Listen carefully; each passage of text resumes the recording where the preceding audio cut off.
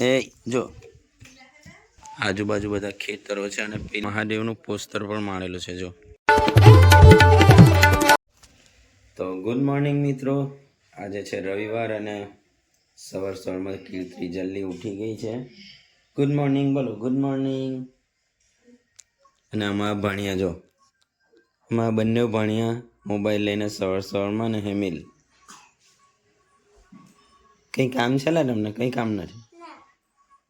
સવારમાં લઈને બંને બેસી ગયેલા છે મોબાઈલ 3 ને આજે છે રવિવાર તો મેહુલ પણ સૂટેલો છે જો. ને વાગ્યા છે 8:30 વાગી ગયા છે.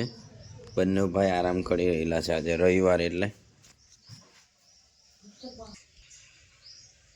આજે સવારે અમારા પારુલબેને મસ્ત નાસ્તો બનાવી દીધો છે જો, પૌવા બટાકા અને ચા. નાસ્તો કરી લે પછી અમારે જવાનું છે દંતરાઈ હેમિલને અને જીગુને મૂકવા માટે. ને આ 3 ભેગા થાય ને એટલે તમને બતાવજો. આ 3 ભેગા થાય એટલે ઘરવાળાઓએ પગે લાગવું પડે કે ભાઈ બસ, એટલી ડેન્જર ધમાલ કરે આ 3. તો મસ્ત આપણે નહીને રેડી થઈ ગયા છે અને જો હેમિલે પાવડર લગાડેલો છે. પાવડરનો જ ને જીગુ પણ અને અમારી ડબુડીઓ રેડી થઈ ગઈ. કે ડબુ? હા. અને આ છે અમારા મયુરભાઈનું નવું સ્ટાર્ટઅપ જો, અગરબત્તી, ઓર્ગેનિક અગરબત્તી મચ્છર માટેની.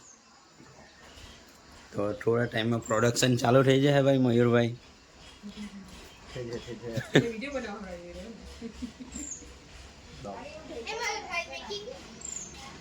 જો અમારા મેડમ પારુલ મેડમ ક્યાં જાયલા મેડમ? તો ભાઈ અમે નીકળી ગયા છે દંતરાઈ જવા માટે અને અંકલેશ્વરથી થોડું ઘણું લેવાનું પડશે, શોપિંગ કરવાની છે.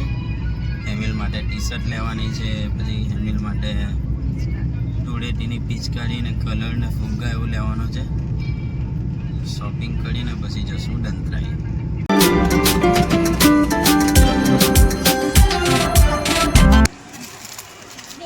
તો આપણે હેમિલ માટે લઈ લીધી છે ટી-શર્ટ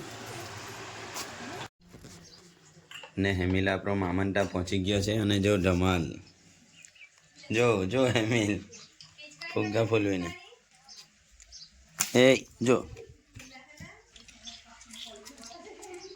બસ. ફાઇનલી આપણે પહોંચી ગયા છે કોટેશ્વર મહાદેવ. ને જો અહીંયાથી આ વ્યૂ બતાવું તમને. હેમિલ ને આ છે મેરેજ હોલ ટાઈપ છે, તો અહીંયા મેરેજ ને એવું પણ થાય છે. અને આ છે કુંડ જો.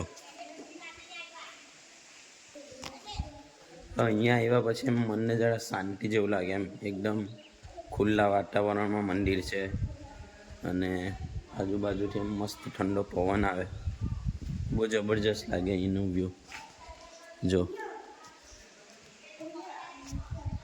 એક દિવસ માટે એમ કે કેમ્પિંગ માટે આવવું હોય કે દર્શન માટે આવવું હોય તો એક દિવસ અહીંયાથી આરામથી આપણે સ્પેન્ડ કરી શકીએ એવું છે જો.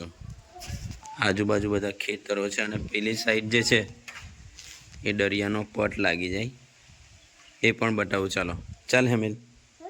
અને અહીંયા આગળથી જે છે એ દરિયો ચાલુ થઈ જાય, મતલબ અહીંયાથી હજુ ઘણું દૂર છે, ત્યાંથી દરિયો ચાલુ થાય જુઓ. તો આ જે દેખાય સ્મશાન છે. જબરજસ્ત જગ્યા છે કોટેશ્વર મહાદેવ. એકવાર અચૂક મુલાકાત લેવી જોઈએ જુઓ, એકદમ સુમસાન જગ્યા. તો હવે આપણે દર્શન કરી લઈએ કોટેશ્વર મહાદેવના અને પછી નીકળીએ આપણે કમલેશ્વર જવા માટે.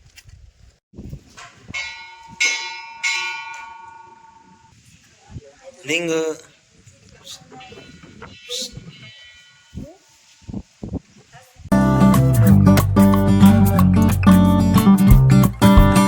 તો આપણે પહોંચી ગયા છે કમલેશ્વર, જ્યાં શું કહેવાય નર્મદા પરિક્રમા વાસીઓ જે આવે તે લોકો અહીંયાથી પછી નાવડીમાં બેસે દહેજ જવા માટે. જુઓ આ પુલ જે છે તે હમણાં જ બનેલો છે, પહેલાં ત્યાં આગળ હતું પણ હમણાંથી જે છે અહીંયાથી ચાલતા જવાનું છે. અહીંયા નાવડીઓને એવું પણ છે અને આ છે ગાડીઓ પરિક્રમાવાસીઓની. અને અહીંયાનું વાતાવરણ જે છે એકદમ અલગ જ લાગે છે. આપણે કઈ જગ્યાએ આવી ગયા એ રીતનું લાગે છે. દૂર દૂર સુધી કશું જ નથી દેખાતું. જુઓ એકદમ જબરજસ્ત વ્યૂ આવે છે. અહીંયાથી જે છે ચાલતા ચાલતા ત્યાં જવું પડે અને ત્યાંથી પછી નાવડીમાં દહેજ જવું પડે અને ત્યાંથી પછી પાછી પરિક્રમા જે છે એ ચાલુ થાય. તો આ છે નર્મદા પરિક્રમામાં જે છેલ્લો એન્ડ છે એ છે. અહીંયાથી જે છે દહેજ જવાય પછી અને ત્યાંથી પાછી બીજી યાત્રા ચાલુ થાય. તો અહીંયાથી આ નાવડીઓ છે એમાં બેસીને પછી બધા દહેજ જાય. અહીંયાથી આ જે છે એ નાવડીઓની સુવિધા છે અને આ છે દરિયો. જો એકદમ જબરજસ્ત. એક વખત જરૂર આવવું જોઈએ જોવા માટે, એ રીતનું છે. મતલબ અહીંયાથી દૂર દૂર સુધી દરિયો તો દેખાતો જ નથી. એક જબરજસ્ત વ્યૂ આવે. આ નાવડી છે, અહીંયા બીજી નાવડીઓ છે અને પરિક્રમાવાસીઓ બેઠેલા છે. જુઓ પાણી જે છે તે હમણાં ઓછું છે જરા, પછી જેવી ભરતી આવે એટલે પાણી વધી જાય. જુઓ અને અહીંયા જે છે તે મહાદેવનું પોસ્ટર પણ મારેલું છે. જો એકદમ મસ્ત. હે મેલ, મજા આવી?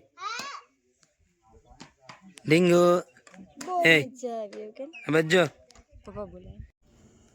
તો હું આવી ગયો બાકરોલ અને આપણે થોડું તળવું જેવું ખાઈ લઈએ અને મળીએ નેક્સ્ટ વિડીયોમાં. ચેનલને લાઈક, શેર, સબસ્ક્રાઈબ કરી લેજો. Bye bye.